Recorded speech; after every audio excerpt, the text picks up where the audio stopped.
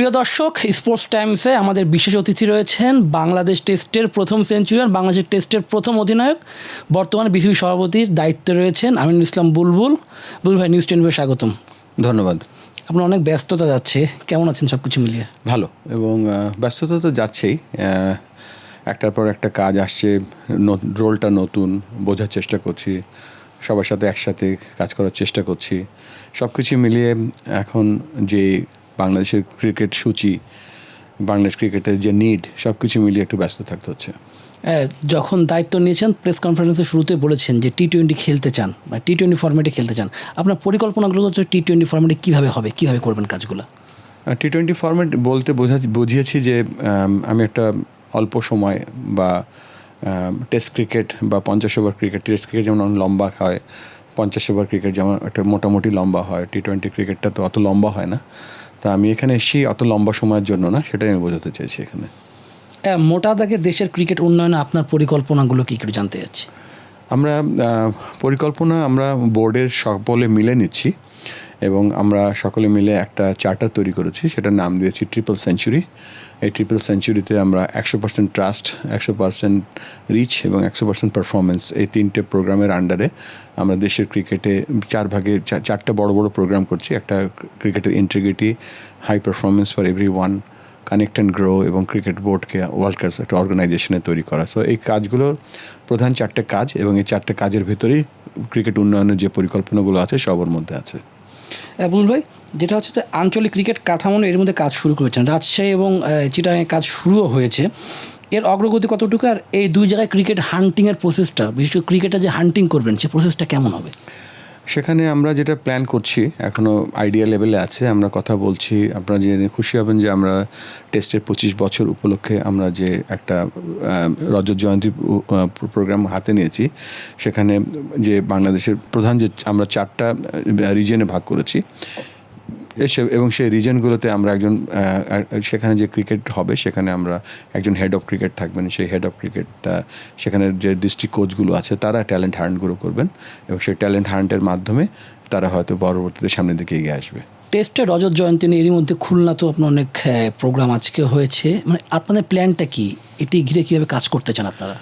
এর আগেও বলেছি যে আমরা যে রজত জয়ন্তী পালন করছি, এই রজত জয়ন্তী উপলক্ষে আমরা 4টা যে বিভাগ, 4টা যে রিজিয়ন পছন্দ করেছি।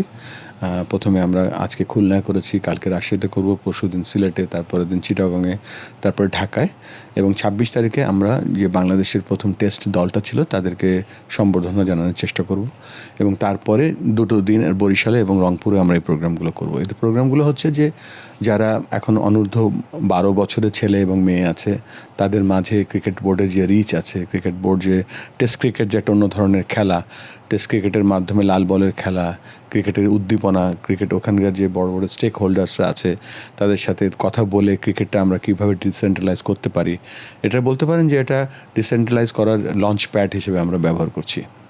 ভাই, আরেকটা হচ্ছে মাঠ কেনার পরিকল্পনা থেকে সরে এসেছে বিসিবি। সম্প্রতি আমাদের কাছে সাক্ষাৎকারে মাহবুব বলেছিলেন মাঠ ভাড়া নিতে চান। যদি এটি না করে যে মাঠগুলো আছে খুলনা, বগুড়া, ফতুল্লা, যদি এনএসসির মাধ্যমে মাঠটা ভালো মতো করা হয়, খেলার উপযোগী করা হয়, সেটাই ভালো হয় না? সেটাই মাহবুব ভাই হয়তো উল্লেখ করেছে বা বলার চেষ্টা করেছে যে জাতীয় ক্রীড়া নিয়ন্ত্রণ বোর্ডের কাছে যতগুলো মাঠ আছে সেগুলো আগে আমরা ব্যবহার করি। দেখেন খুলনাতে কিন্তু একটা টেস্ট ভেন্যু আছে, আমরা খুলনাতে কোনো টেস্ট খেলিনি অনেক দিন ধরে। বগুড়াতে একটা টেস্ট ভেন্যু আছে, আমরা ওখানে বগুড়ায় অত টেস্ট ম্যাচ খেলিনি। আমরা রাজশাহী যে ভেন্যু আছে সেখানে আমরা আপগ্রেড করছি। তো আমাদের কাছে ইনাফ গ্রাউন্ড আছে হয়তো আমরা বলছি যে যারা এলিট লেভেলে ক্রিকেট খেলে তাদের জন্য, কিন্তু আমাদের মাঠের দরকার আছে অনেক।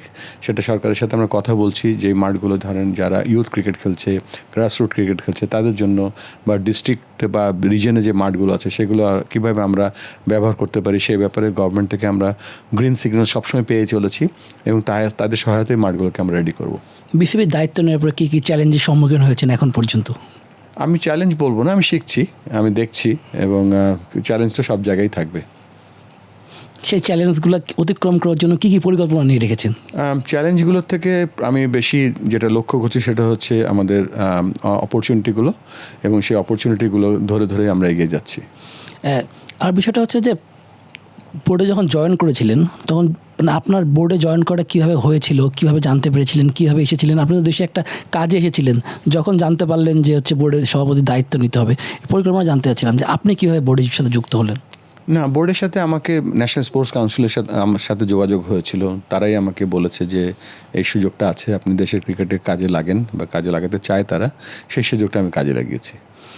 দর্শক নিচ্ছে একটি বিরতি, ফিরছি বিরতির পর, আমাদের সঙ্গেই থাকুন। দর্শক বিরতি থেকে ফিরে আবারও যুক্ত হয়েছে স্পোর্টস টাইমসে। আমাদের সঙ্গে রয়েছেন বিশেষ অতিথি বিসিবি সভাপতি আমিনুল ইসলাম বুলবুল। বুলবুল ভাই, আপনাকে ধন্যবাদ আবারও। ধন্যবাদ। যেটা জানতে চাচ্ছিলাম যে ক্রিকেট খেলা বেশি কঠিন নাকি বিসিবি সভাপতির দায়িত্ব নিয়ে বেশি কঠিন? দুটো, এখন যদি আপনি ক্রিকেটে আমাকে খেলতে বললেন আমি খেলতে পারবো না, এবং যখন খেলতাম তখন ওই কাজটা এনজয় করেছি, এখন যে কাজটা করছি সেটাও এনজয় করার চেষ্টা করছি। নিজে যখন খেলেছেন তখন বাংলাদেশকে নিয়ে অনেক স্বপ্ন দেখেছেন, বোর্ডে যখন দায়িত্ব নিয়েছেন তখন বাংলাদেশ ক্রিকেট বোর্ড নিয়ে আপনার স্বপ্নটা কি? যখন খেলতাম তখন সব ম্যাচ জিততে চাইতাম, হয়তো অনেক ম্যাচ জিততে পেরেছি, অনেক ম্যাচ জিততে পারিনি, এবং এখানকার বাংলাদেশ ক্রিকেট বোর্ডে হয়তো কোনো হার জিত নেই, তবে একটা ভালো কিছু করে যেতে চাই। সেটা কি, মানে কাজটা কেমন হতে পারে, কি দেখতে চান? এর আগেও আমি মেনশন করেছি যে ট্রিপল সেঞ্চুরি আঞ্জুরের যে প্রোগ্রামগুলো আছে, এই প্রোগ্রামগুলো যদি আমরা রান করতে পারি তাহলে বাংলাদেশ ক্রিকেটের হয়তো বেশ কিছু জায়গায় আমরা খুব তাড়াতাড়ি কিছু ফল পাবো। 3 জন উপদেষ্টা নিয়োগ দিয়েছেন, এটি নিয়ে অনেক আলোচনা হচ্ছে, সমালোচনা হচ্ছে, মানে কি চিন্তা ভাবনা তাদের 3 জনকে নিয়োগ দিয়েছিলেন, তাদের সাথে আপনি কীভাবে কাজ করতে চান? আমাদের উপদেষ্টা হিসেবে 3 জন জয়েন করেছে। আপনারা জানেন যে প্রথম যিনি আমাদের যে লিগ্যাল সাপোর্ট, আমাদের কিন্তু এখানে আমি হয়তো ক্রিকেট খেলার সাথে সম্পৃক্ত আছি কিন্তু লিগ্যালি তেমন কিছু বুঝি না, এবং প্রত্যেকটা স্টেপে সেখানে আমার সহায়তা দরকার। এই জন্য ব্যারিস্টার, খুব সিনিয়র একজন এবং experience barrister Sheikh Mehedi join করেছে, এবং তার কাছ থেকে আমরা অনেক কিছু আশা করছি লিগ্যাল সাপোর্টটার জন্য। আরেকটা ব্যাপার হচ্ছে, যখন বাংলাদেশ কিন্তু শুধু ক্রিকেট খেলে এবং ক্রিকেট খেলার সাথে সাথে কিন্তু ফরেন মানি ইনকাম করে, বাংলাদেশ অনেক জব এমপ্লয়মেন্ট তৈরি করে, এবং সেখানে কিন্তু আমরা আশা করব যে বিদেশি পর্যটকরাও আসবে এবং পর্যটকরা যেন ক্রিকেট দেখতে পারে, ক্রিকেট দেখতে এসে যেন বাংলাদেশটাকে দেখতে পারে। এবং আমি দেখেছি যে আইসিসিতে কাজ করার সময় যে প্রত্যেকটা দেশের ট্যুরিজম বোর্ডের সাথে একটা লিয়াজও থাকতো সবসময় সেই ক্রিকেট বোর্ডগুলোর সাথে। সেটা আমাদের এখানে ছিল না। আমাদের অবশ্যই ট্যুরিজম বোর্ড আছে, জনাব সাখাওয়াত হোসেন, যিনি অত্যন্ত সিনিয়র একজন হোটেল ম্যানেজমেন্টের সাথে আছেন, তিনি ঢাকা বিশ্ববিদ্যালয়ে পড়ান, একাডেমিক তিনি একজন, এবং তাকে আমরা পেয়ে আমরা খুব গর্বিত। তার থেকে আমরা অনেক কিছু জানতে পারবো যে ক্রিকেট ট্যুরিজমটা কী জিনিস এবং কীভাবে আমরা সেটা কাজে লাগাতে পারি। আর একজন সৈয়দ আবিদ হোসেন সামি, যিনি জয়েন করেছেন। আপনি জানেন যে আজকালকার ক্রিকেট কিন্তু ডিজিটাইজেশনের যুগ। ক্রিকেট সোশ্যাল মিডিয়া কীভাবে আমরা আরও ভালো করে ব্যবহার করতে পারি, আমরা কীভাবে গ্রাসরুট পর্যন্ত একটা বাচ্চা ছেলেকে আমরা আইডেন্টিফাই করতে পারি, এই সব কিছুর জন্য যে 3 জন উপদেষ্টা আমাদের এখানে এসে আমরা তাদের ওয়েলকাম জানাচ্ছি, এবং আমরা আশা করব তাদের থেকে আমরা ফলপ্রসূ অনেক কিছু পাবো।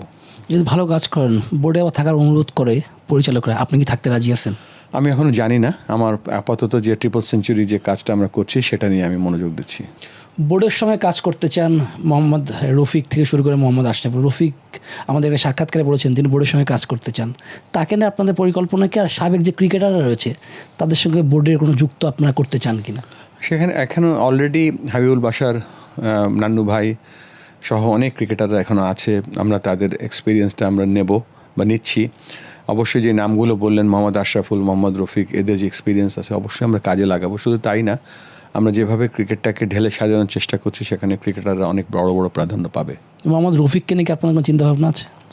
রফিক তো ধরেন যেই লেভেলের ক্রিকেটার ছিল, সেই সময় ক্রিকেট খেলেছে, আমি ওর প্রতি বেশি কৃতজ্ঞ এই জন্য যে আইসিসি ট্রফিতে সে যে পরিমাণ অসুস্থ ছিল, যে পরিমাণ ওষুধ খেয়ে বাংলাদেশকে সার্ভ করেছিল 97-এ, সেটা কখনোই ভোলার নয়। তার পরবর্তীতে কিন্তু রফিক বাংলাদেশ ক্রিকেটে যে পারফরমেন্স করেছে, প্রথম 100 উইকেট পেয়েছে টেস্ট ক্রিকেটে, তার যে এক্সপিরিয়েন্সটা আছে সেটা আমরা কাজে লাগাতে চাই।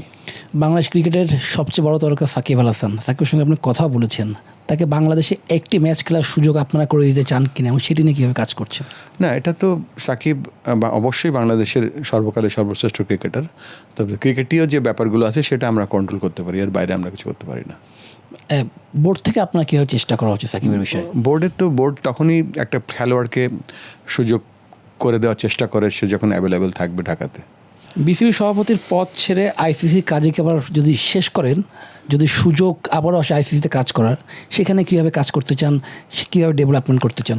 আমার তো এখনকার যে রোলটা ছিল ডেভেলপমেন্ট ম্যানেজার ফর এশিয়া, আইসিসির সাথে আমার কথা হয়ে আছে, so I can go back any time যদি আমি যেতে চাই।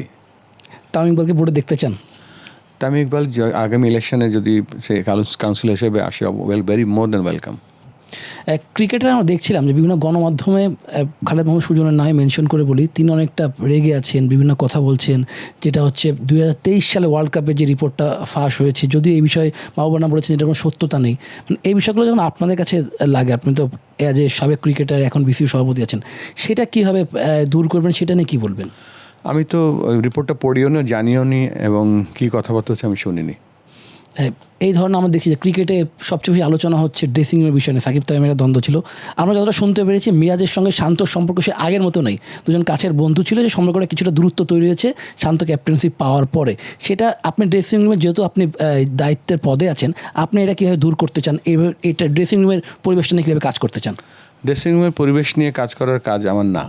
সেখানে কোচ আছে, দলের অন্য অন্য স্টাফরা আছে, সেখানে ক্রিকেট অপারেশনস ডিপার্টমেন্ট আছে, সেখানে আমার কাজ না, এবং আমি আশা করব সব ঠিকই আছে।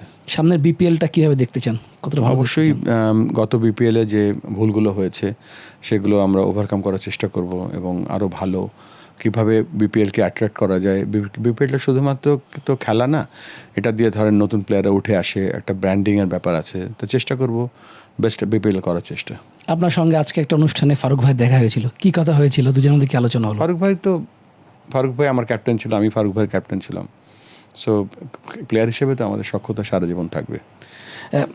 একটা বিষয় হচ্ছে, বিভিন্ন সময় বিভিন্ন দেশে গেম ডেভেলপমেন্টে কাজ করেছেন, সে গেম ডেভেলপমেন্টের কাজটা বাংলাদেশে কীভাবে করতে চান, বাংলাদেশকে নিয়ে কীভাবে কাজ করতে চান? আমি তো সাধারণত কাজ করেছি মোস্টলি অ্যাসোসিয়েট ওয়ার্ল্ড নিয়ে, শুধুমাত্র আফগানিস্তানের সাথে বেশ কিছু কাজ করেছি, শ্রীলঙ্কার সাথে কিছু করেছি। সো বাংলাদেশে একটা ভেরি ইউনিক কান্ট্রি। বাংলাদেশে যে পপুলেশন, বাংলাদেশে যে ক্রিকেট পপুলারিটি, বাংলাদেশে ক্রিকেট ভালোবাসে যেভাবে মানুষ, এখানে ডেভেলপমেন্ট করা সহজ। আমরা দেখি যে অনেকে মাঠ থেকে অবসরটা নিতে পারে না, মানে সাকিবও চেয়েছিল, মাহমুদুল্লাহরাও চেয়েছিল, ফেসবুক স্ট্যাটাস তো অবসর নেই। আপনি তো এজ এ সাবেক অধিনায়ক, বাংলাদেশের টেস্টে প্রথম সেঞ্চুরিয়ান, এই জায়গাটা নিয়ে কীভাবে কাজ করতে চান? মাঠ থেকে যারা অবসর নিতে চান তাদের জন্য আপনার কি প্ল্যানটা নিতে চান?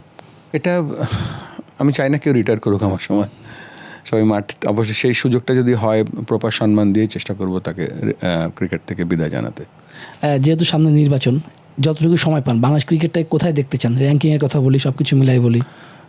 নির্বাচনের সাথে তো র্যাঙ্কিংয়ের কোনো যে টাইমটা আছে, এবং তার সাথে র্যাঙ্কিংয়ের কোনো চেষ্টা করবো যে যেখানে ধরেন আমরা জিম্বাবুয়ের সাথে টেস্ট ম্যাচ হেরে একটা ম্যাচ জিতেছিলাম, বল টেস্টে আমরা মোটামুটি ভালো খেলেছি, ধারাবাহিকতা থাক, এটাই আমার মূল লক্ষ্য।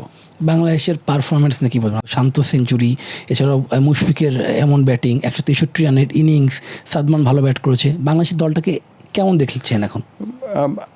ইন্ডিভিজুয়ালি কিছু বলতে চাই না, দল হিসেবে আমার কাছে মনে হচ্ছে একটা কমপ্লিট দল, এবং একটা ম্যাচ ভালো খেলে আমরা বলতে চাই না যে আমরা অনেক উপরে উঠে গিয়েছি। আমি আশা করবো এই ধারাবাহিকতা থাকবে। টি20 মধ্যে খেলতে চান, মানে সেটা কি অস্ট্রেলিয়ার মধ্যে খেলতে চান নাকি ইংল্যান্ডের মধ্যে খেলতে চান? বাংলাদেশ ক্রিকেট বোর্ডটা নিয়ে বাংলাদেশের মতো খেলতে চাই।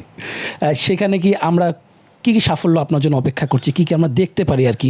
আর সাফল্য তো ধরেন দেখা যায় না, অনুভব করাও যায় না, আমরা আমরা ফিল করব। সো আমরা যে প্ল্যানগুলো করেছি দেখি, এখন তো আগে থেকে কিছু না বলাই ভালো, তো চেষ্টা করব ভালো কিছু করতে। ঘরোয়া ক্রিকেটে আমরা বিভিন্ন শহর বলি, বিভাগে বলি, খেলা হয় না, নিয়মিত খেলা হয় না।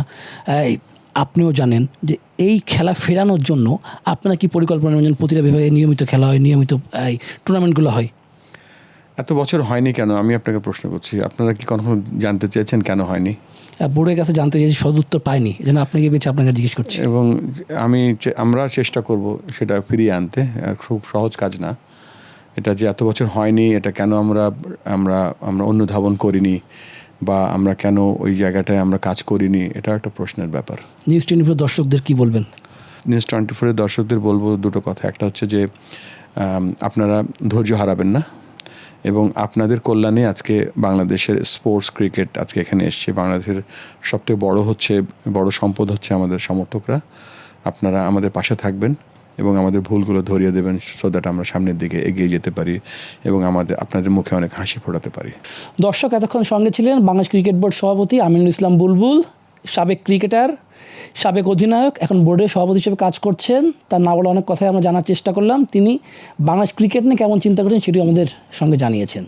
সবাইকে ধন্যবাদ।